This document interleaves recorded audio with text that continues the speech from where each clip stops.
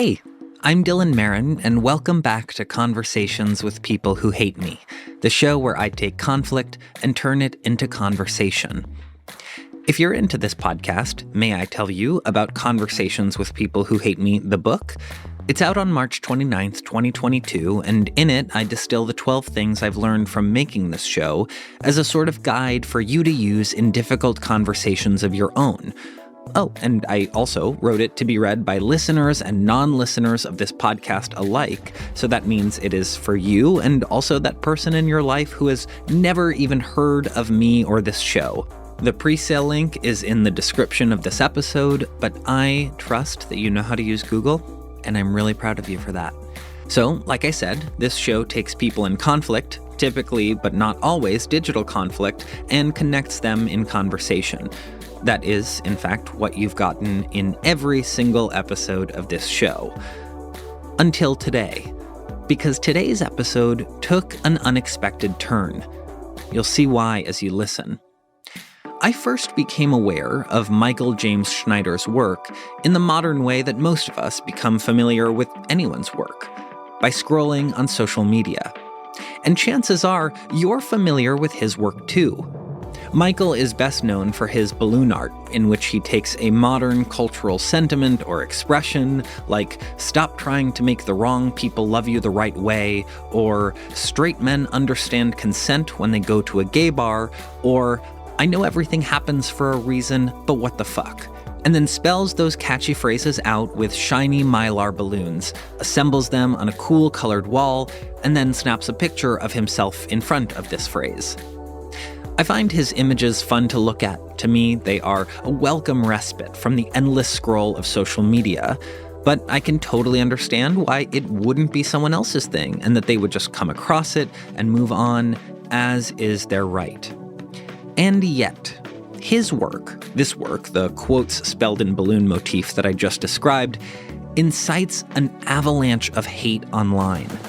And I'm not just talking about that quote-unquote hate that I sometimes identify on this show, that negativity that only seems like hate because we're reading it online, and when you look closer, it's actually just mild negativity. I'm talking like hate.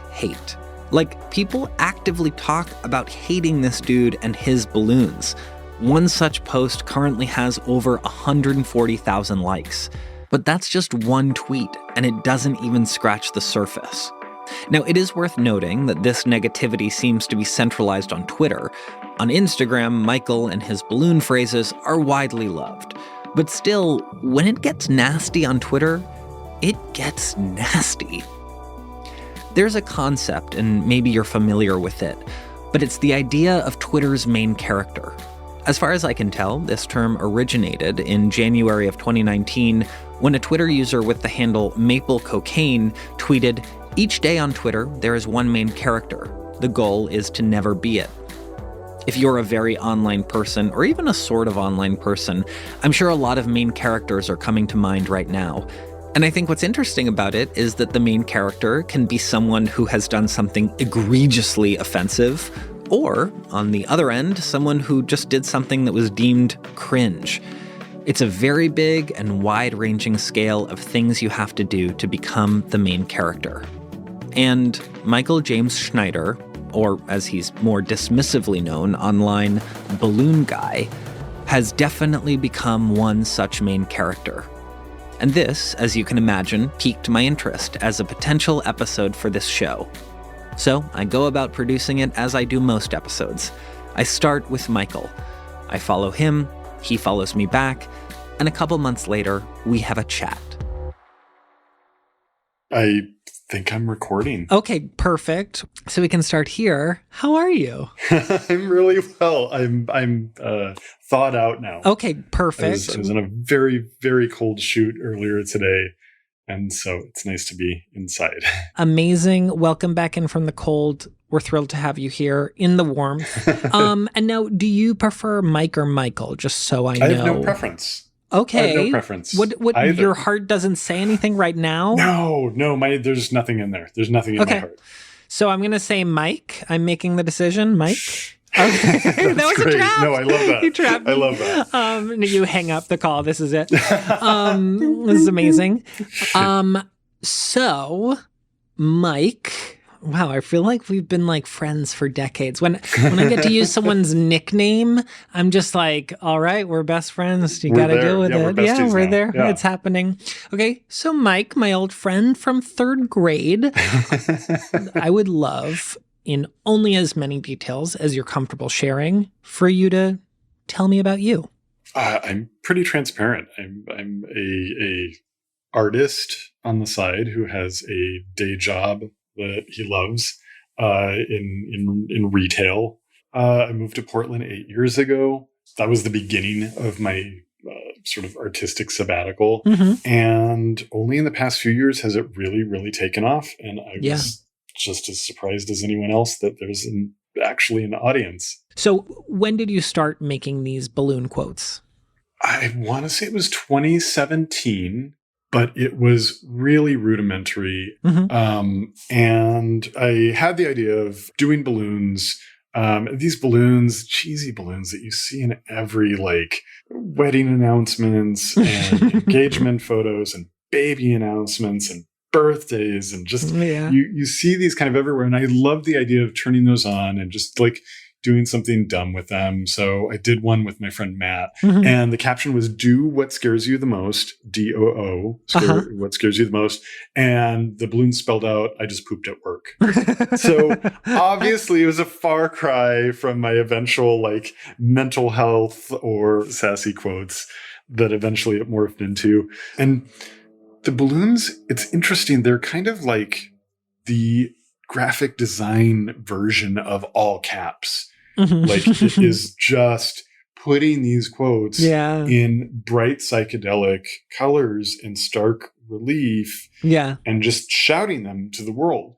And so I also played with the idea of, oh, what if it was a serious message in balloons? What does that say about like the balloons? What kind of statement is that saying? So like one of the earlier ones was abolish ICE now. And when the pandemic hit and we were all at home, I had so much time on my hands. You can't really do a retail job from home. So my output increased and it just blew up and took off. And I'm very, very grateful for everything and for the audience. I will say that like it grew so big and so quickly that I made stupid attribution mistakes and I didn't treat it like a serious business. And then after I would make those mistakes, I would like hire someone and be like, can you please research the origin of this quote? This person is crediting it to like Abraham Lincoln, and I'm sure that's not right. Like, Abraham Lincoln said, "Back that ass up," and you said, "Yes." Exactly. He 100% did. Yeah. Little known fact, he did say he that. He did, and it's credited. That's fact checked. Yeah, but he was paraphrasing Gandhi.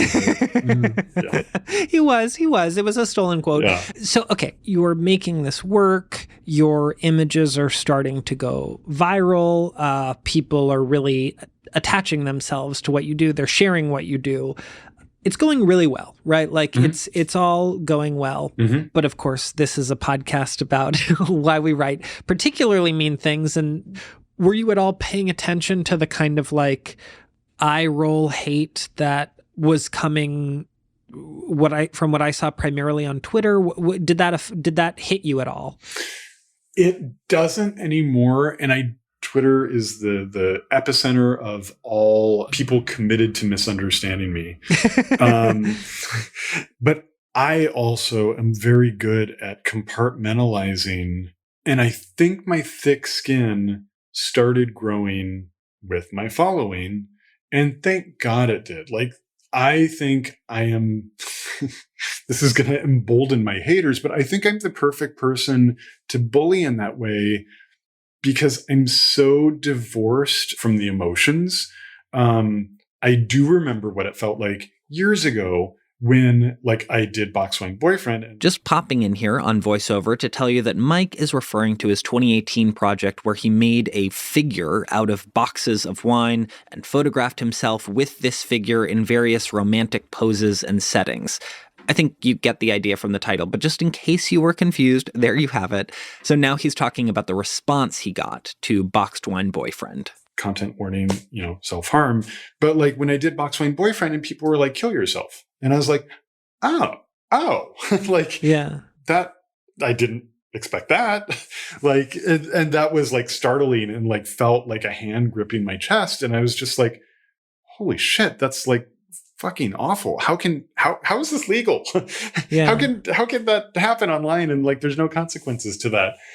And so that happened every time something of mine would hit big. And they still, like to this day, will say like, you should self-harm.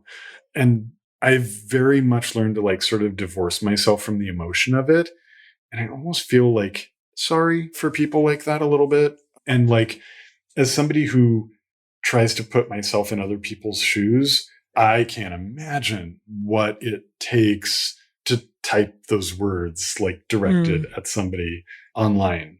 And it's gotten to the point where it really is an online phenomenon, save for one time where somebody like drove by a shoot and was like, oh, everybody on Twitter thinks you're a dumb nerd, which was like a kind of like a cute, soft, it was the softest anyone has ever been roasted. Yeah. But aside from that, I've literally never run into a human being in real life that I know of that has said anything critical of my art or taken, responsibility for saying one of those things. Yeah. We hire all these like, young kids at work sometimes, and I'm always wondering like, are we going to get a new hire? And I'm going to like look them up on Instagram and I'll be like, I blocked that person. That person. That's one of my trolls. So there's that too, but it's something that's never affected me in real life. And so maybe that also helps me compartmentalize it a bit, but it is this weird, roiling, toxic sort of like boogeyman out there. And I think I just don't give it space, because if I did, I don't think I could do what I do. After first speaking to Mike, I get right to work. I pull over a dozen options of potential guests, and this list includes a whole variety of anti-Mike Twitter users, one of whom has posted that they would delete their account if they were him. Others have illustrated the violent actions that they want to take against him with a meme or a grainy screenshot from an old piece of media. Others reveled in the communal bond of hating him, and one person even said that the right place for him is at the bottom of a body of water. I mean, this is getting into some really cruel stuff. Now, I've spoken before on this show about how I draw a line at threats of physical violence. As a rule, I'm not going to reach out to anyone who has threatened either me or the person I'm trying to connect them with on a call. But these people all feel safe because, for one thing, they seem to all be joking. I mean, very mean joking, but joking nonetheless. And for another thing, I know a lot of these people. If I don't follow them personally, then Twitter shows me that I know many users who do. So this group feels familiar, which is why I begin to reach out to them one by one. Another thing to point out is that Mike is gay, but strangely, most of the people who I see aimed negativity at Mike appear to be queer themselves. I mean, at least according to the identifiers and emojis in their bios. And yes, it's totally likely that this is just because of the mysterious algorithm that has sorted me into a digital box where I only see people similar to me. But it's still curious enough that I make a note of it. So looking at this list, I rank my first, second, and third choice of guests in my head. It's really usually people who give me a good vibe that a really fruitful conversation might come out of this. And so I reach out to my first choice on that list.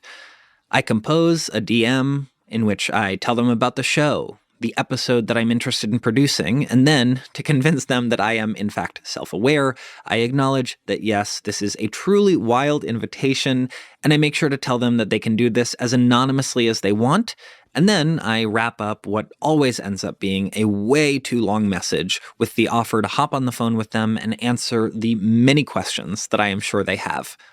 I press send, and I wait. A few days later, I finally get a response. It's a no. All right, it happens. I reach out to my second choice. It is also a no. Now, this isn't weird. I'm used to it, so I keep reaching out to people. I learned the hard way that I actually have to go about this slowly. It's best to reach out to one person at a time so that I can give them my full attention rather than DM blasting a whole bunch of people and then having to deal with a bunch of interested parties who then I can't juggle, and then they get offended and they got their hopes up and now they're no longer interested. So yes, I have to go one at a time, which makes the no's particularly frustrating. So I keep reaching out to people one at a time, but eventually I stop getting no's. And instead, I just get silence. Like, no response at all. And yes, this is the point in the production process of every single episode when I shake my fist at the sky for starting a show that is nearly impossible to produce. And while I'm shaking my fist at the sky, I regard my other podcasting friends, the ones who brilliantly and wisely created and host shows that people actually want to be on, and I seethe with envy that they do not have to face this problem. But I get over this feeling quickly because, like I said, it happens in almost every single pre-production process, and I give Mike a call to update him.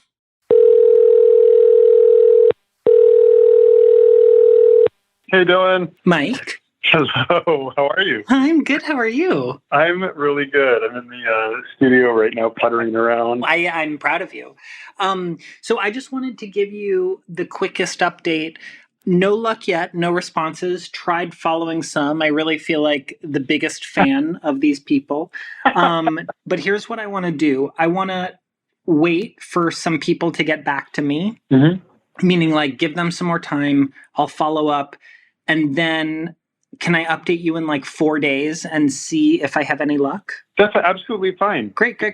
I have faith. I have total faith. No, me too. Me too. I think it's going to come out great. Okay, perfect. Well, I will talk to you really soon. All right. Have a lovely night. Thank you, Dylan. You too. Bye, Mike. All right. We'll talk to you soon. Bye. I really do want to make this work. So after no luck with my first list of potential guests, I pull together a new crop of internet users who have posted about how bad Mike is for all sorts of reasons. And while I'm assembling this new list, I see that Gawker has published a piece titled Deplatform Balloon Guy, and the subtitle reads, "He's a threat to national security." The author then embeds a variety of Mike's popular posts, chiming in with one-liners about why they're annoying. And all of this is leading to a grave warning. For a safer internet, the writer concludes, Balloon Guy must be deplatformed immediately. Our sanity is at stake. This is, of course, meant to be satire. The hyperbole is just for laughs. But satire punches up. It punches up at politicians, the rich, the powerful, and I can't totally tell which direction this is punching. It's a writer at a known online publication taking a jab at an internet artist. They're definitely punching somewhere, but I don't know that the direction is up. Reading this piece makes me realize that this is actually a much bigger problem than I first thought. Mike's identity as Twitter's main character isn't just specific to Twitter anymore. It's now permeating other spaces too. But the only way I know to combat this default to negativity that the internet is so good at is to make this podcast. And that's what I do. I keep reaching out to people. But with this new crop of invitations, not a single person even responds to me. How's it going? So my update is pretty much the same. I haven't heard back from anyone, so I'm just waiting. I just wanted to keep you updated. I really want to make this episode, and I want you to know that I'm not giving up hope on what I think could be a truly beautiful episode. I'm fascinated, especially since there's recency to it, too. I mean, heck, I can pretty much count on getting dragged once a month on Twitter. Right. So Right. I'm fascinated, but I'm not discouraged either. But that's I'm just fascinated. Yeah. How about let's wait maybe 4 more days, and then if we haven't heard from anyone, we'll figure something out. Yeah. No, that sounds perfect. Okay, great. You know, it's happened before where someone simply hasn't seen my invitation and then they get back to me a little later and it turns out to be a truly amazing episode. So I wait. And I wait. And I wait. And nothing. As I'm looking at my list, I realize something. I've now reached out to 10 people. 13 if I'm counting the ones who don't have open DMs and I had to follow in the hopes that they would follow me back, but 10 in the sense of people who I've actually messaged directly. Now, I understand that 10 people, even 13 people, sounds like a very small number. You DM'd only 10 people and you call yourself a podcast producer? Put some back into it. Come on. That's you thinking that in your head. And to that hypothetical thought you just had in your head, I say, yeah, because for this show, 10 people is a lot. As I mentioned before, I have to move slowly. I have to reach out to one person at a time so that I can be available to drop anything throughout the week and jump on the phone with them should they be interested. And if they stop being interested, that's when I move on to the next person. I get a lot of no's for this show, but these no's usually happen later in the process, after I've spoken with them on the phone, or after a few DMs back and forth. Sometimes I get these no's right before we're supposed to record. I mean, you would be shocked at how many people who are meant to record episodes for this show suddenly have a family emergency. Is it time-consuming? Yes. But is it worth it? Absolutely. So this is all to say, to get no initial interest at all, 10 is actually a big number. But 10 is also a significant number for another reason.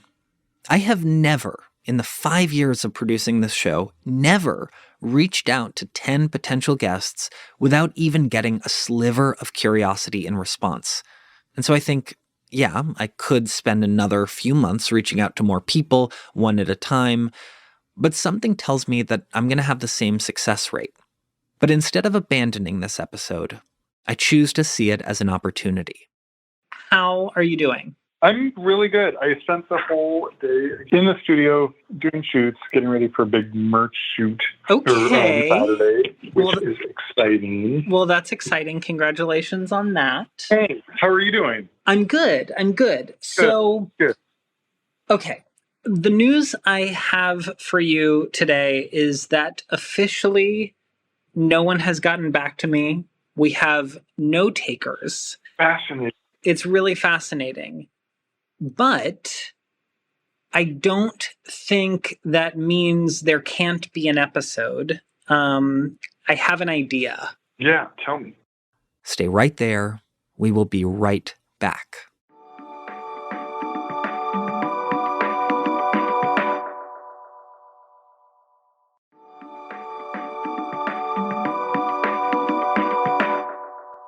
And we are back. Okay, so here is the unexpected second half of my episode with Mike. It's the space where the third act would have been when I connected him to a detractor. So Mike, here we are. It's just you and me. Not exactly how we envisioned the third act of this episode. Obviously, I have dug myself into a hole by creating a podcast that people don't want to do. And so yeah, it's a challenging podcast to produce, but it's never been quite like this. So I have a theory about why so few people said yes, which is to say 0 people said yes or were interested at all. And I really don't think it has a lot to do with you. And I think it has a lot to do more with the structure of social media and the reward system of social media. But I want to hear if you have a theory. Yeah. This feels like very familiar territory. How so? Well, in a similar way where I used to write about my dating experiences on dating apps, it's all this like chasing these endorphin rushes.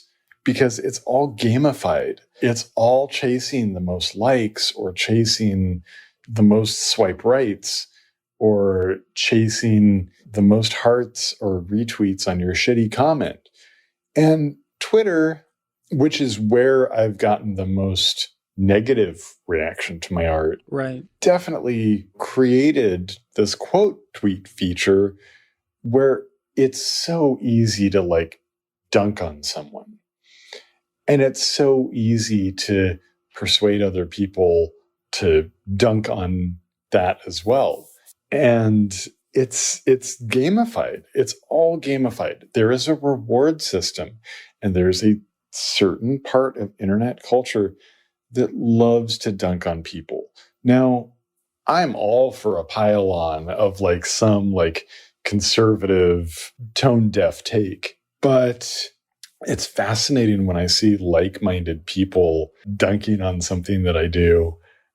And it's that like, I'm on your side, but no, they've been rewarded. They've seen that there is a reward system for, being the meanest person.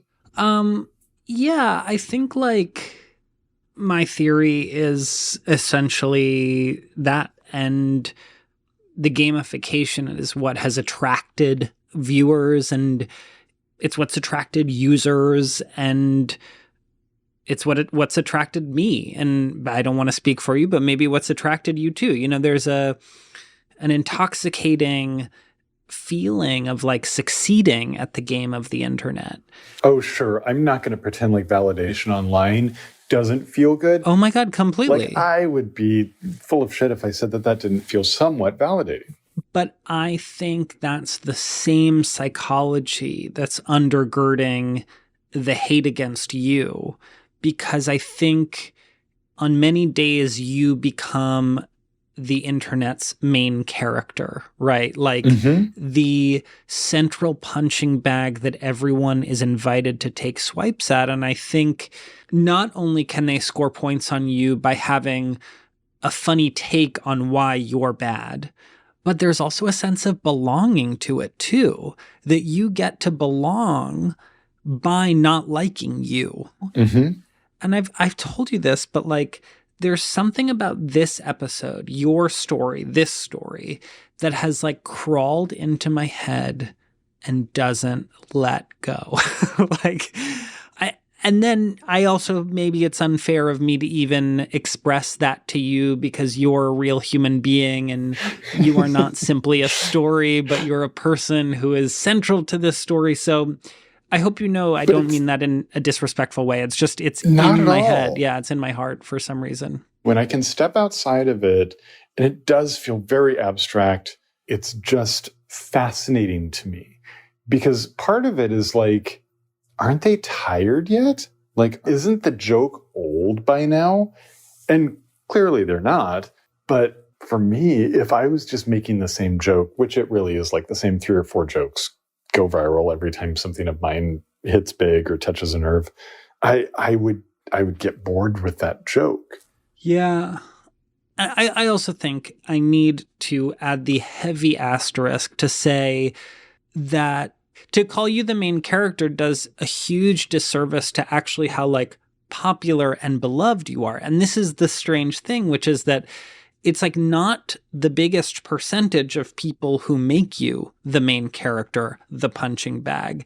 And it's far more people who like and engage with your stuff and then go about their days. But we're talking about a minority here. And I think that always needs to be said to keep scale in check. Yeah. And it's something I remind myself as well to not sort of like let my mental health suffer because of it either. Yeah. But it aligns to the fact that whenever I do these shoots, I get dozens of people either curious about them, stopping by, recognizing me, more likely recognizing the balloons.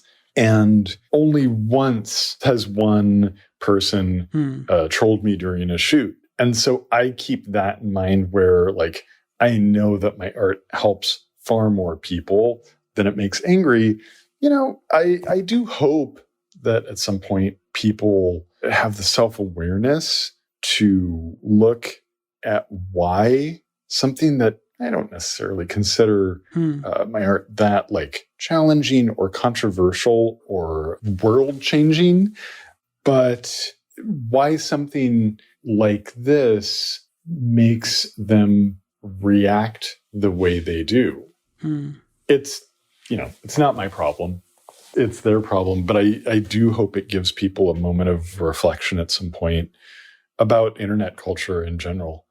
Now, I kind of want to ask something, and this is the kind of answer that I would love as much emotional honesty as possible. So much so that you have full right to strike this question from the episode.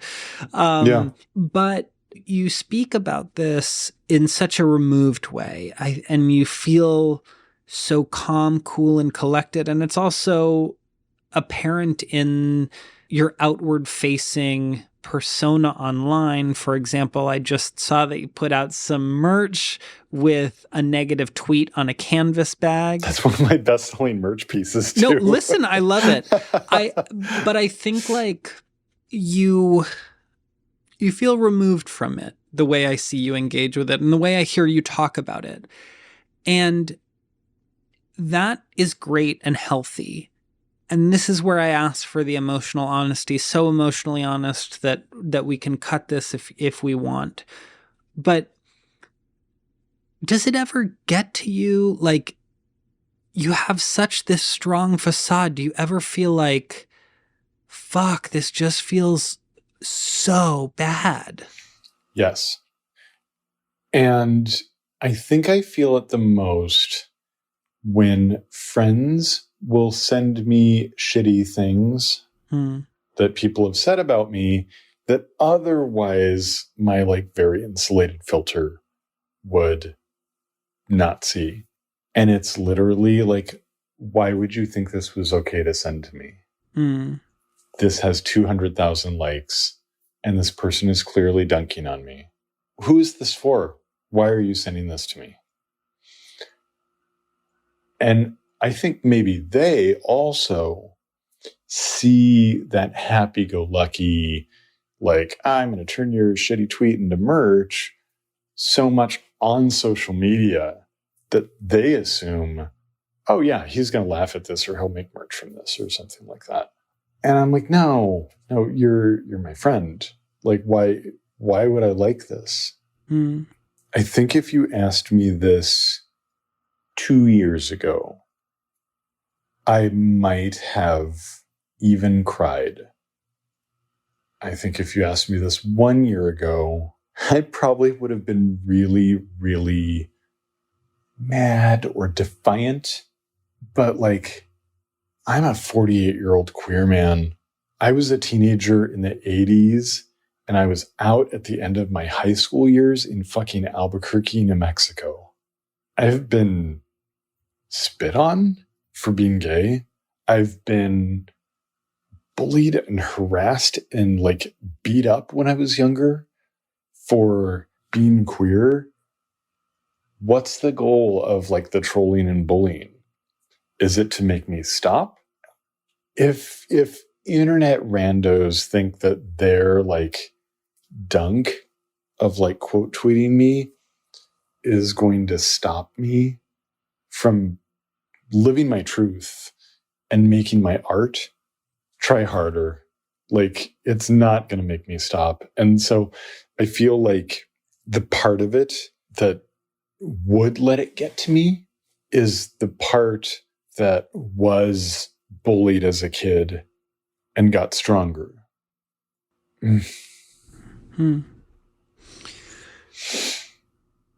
Yeah, I think like, I know you and I have discussed this offline, but it seems to mostly be gay men. And it's privilege. It's privilege. What do you mean by that? It screams privilege to not know what it's like to have to band together. I think coming from an era where you met another gay or queer person and that person was a treasure in your life. You come out in college or at the end of high school and you are just this unicorn and you are a target. And so when you find other like-minded people and other gay and queer people, all of you have each other's backs. You are all back to back facing the world. You circle the wagons around each other. I don't think that type of adversity should be necessary for us to find kinship in each other. Yeah. As gay or queer people. But I do think it is something, again, broad generalization, really sweeping, but as an older gay man, I don't know how to convince people to band together and to care about other people who are like-minded. The other thing I'm thinking is that, and this is heartbreaking, but I think there's also an element of it's actually not that important to them. And I say that that's heartbreaking because it's not like that political rage, that socio-political rage that's like, I so disagree with what you are doing to this world, and my soul is on fire because of it.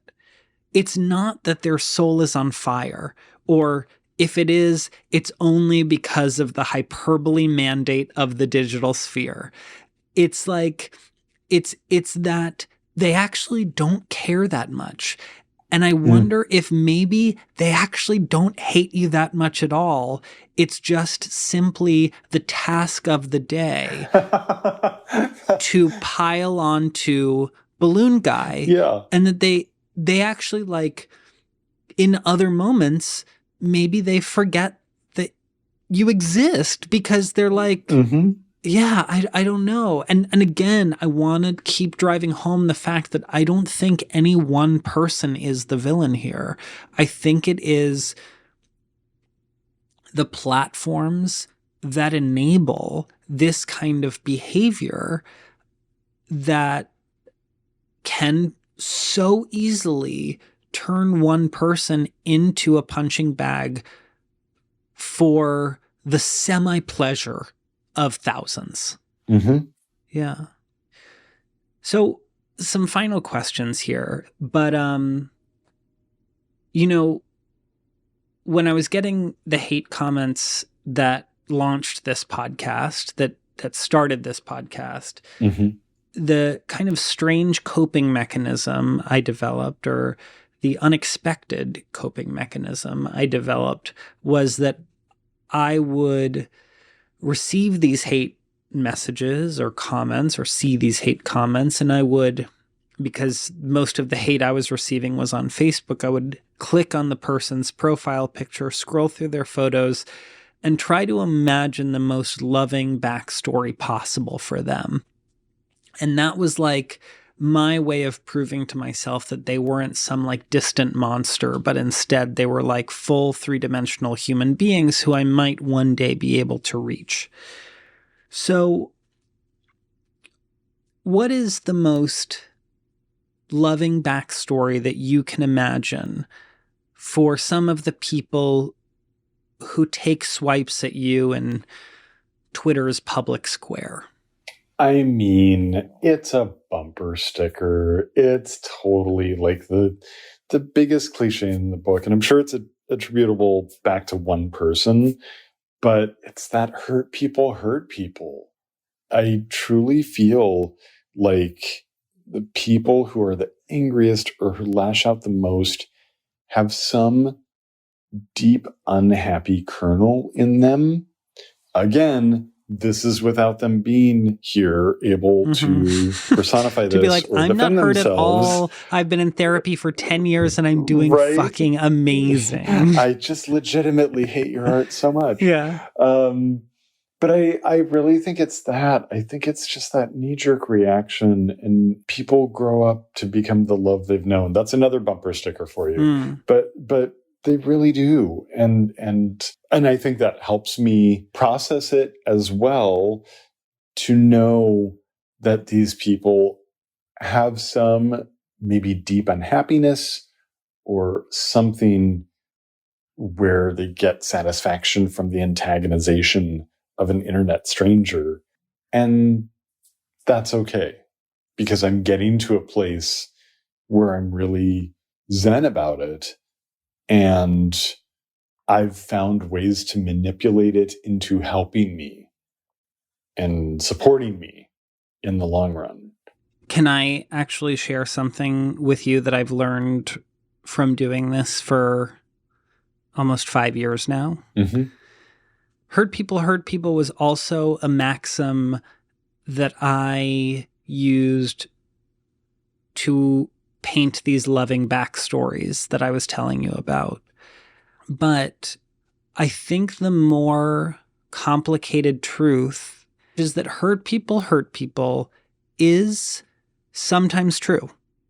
It is definitely sometimes true, and I've had a lot of amazing people very bravely own up to that and be like, yeah, sometimes I just log on and I'm trying to get my anger out at the world, and you take it out on people who you don't think will ever see these comments.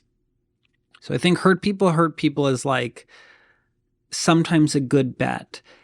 And I think the more complicated thing is that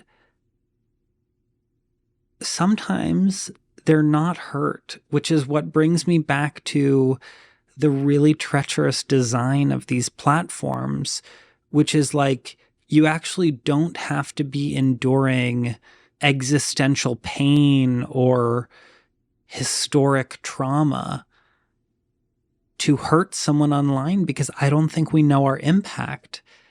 And I'm a monster because I asked you a question, you answered it beautifully, and here I am being an asshole and correcting you. No, and I'm not correcting you. I'm just not at all. No, I hope you know. I'm just sharing, which is that like that was a hard lesson for me to learn.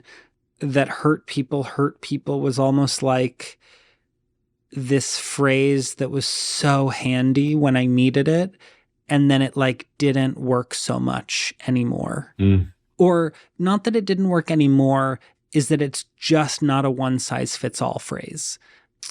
So anyway, this is all to say, I don't know, because, and all of this is hypothetical because we are not talking to a guest. It's just you and me opining about what we think these lovely, wonderful people might be. What would you have wanted out of this conversation had it worked out? I think I got what I wanted. Wow. I really do. I think it's that kernel of like understanding, knowing that I was going to be in a conversation with someone made that part of my soul that was going to have to be open to hearing somebody possibly saying some really uncomfortable things about me, to humanizing someone else who had been unspeakably or maybe hilariously cruel to me online. Or maybe both. Them are actually funny. Yeah, exactly. Unspeakably and hilariously. Yeah. But I think the very process that it took to get to that point, to be like, okay, Dylan, yes, let's do it. Just stop asking me. Let's do it. Yeah. Not okay, like you now harangued me or anything. You did not. Secrets out. No.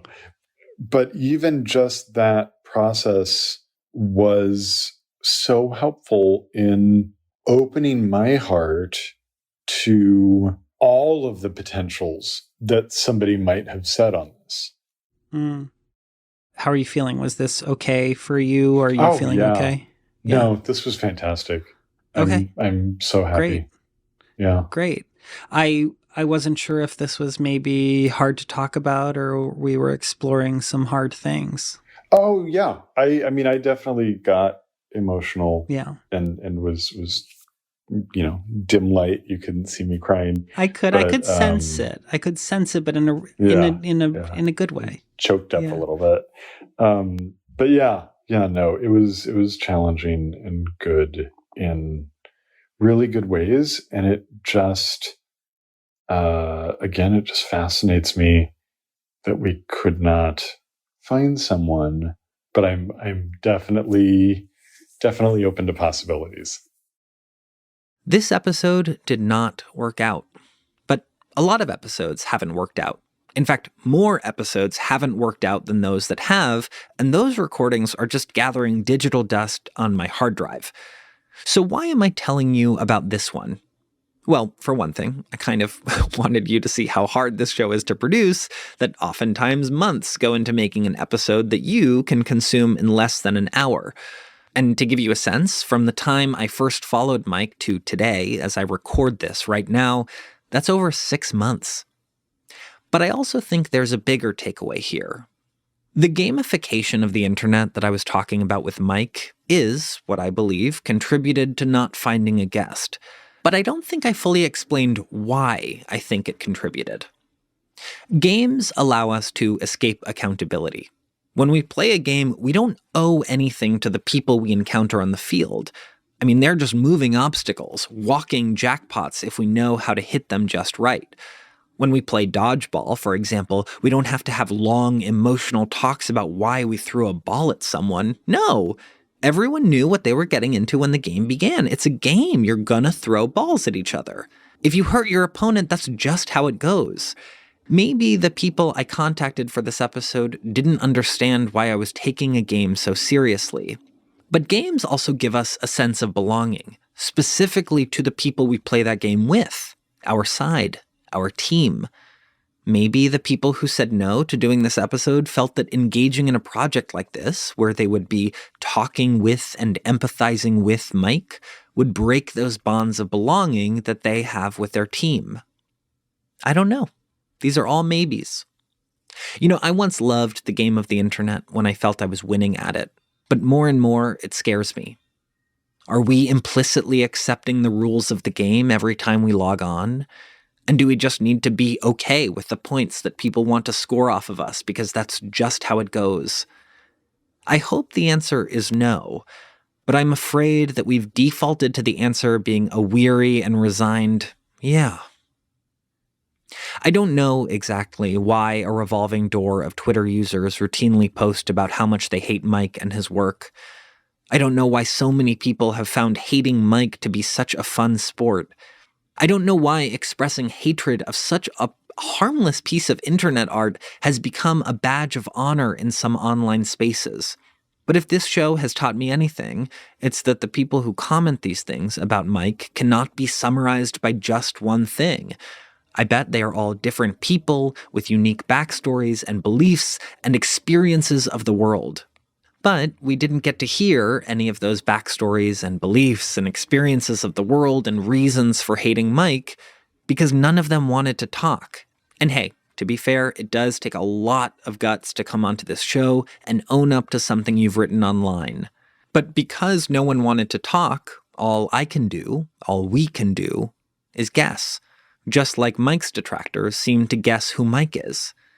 And without conversation, it just becomes a whole bunch of strangers not seeing each other up close as human beings, telling ourselves stories about the other and trusting that these stories are true, or true enough. At the end of every episode of this show, I always say, remember, there is a human on the other side of the screen. Today, we are seeing the unspoken caveat of that mantra. You only get to see the human on the other side of the screen when they allow you to see them. Otherwise, you're just stuck in a game that you may or may not have agreed to play. If you have an idea for a conversation for this show, head on over to www.conversationswithpeoplewhohateme.com and fill out the brief submission form. Conversations with People Who Hate Me is a part of the TED Audio Collective. This episode was mixed by Vincent Cascione. The theme song is These Dark Times by Caged Animals. The logo was designed by Philip Blackowl with a photo by Mindy Tucker. And this show is made by me, Dylan Marin. You can pre-order Conversations with People Who Hate Me, the book, by following the link in the description of this episode, or you can buy it wherever you buy books. Thank you so much for listening, and guess what? We are weekly now, so stay tuned next week for a brand new conversation. And until then, remember, there's a human on the other side of the screen. We're racing through these dark times, and it's hard to take it, but we're gonna make it through these dark times, make it through these dark times, make it through these dark times.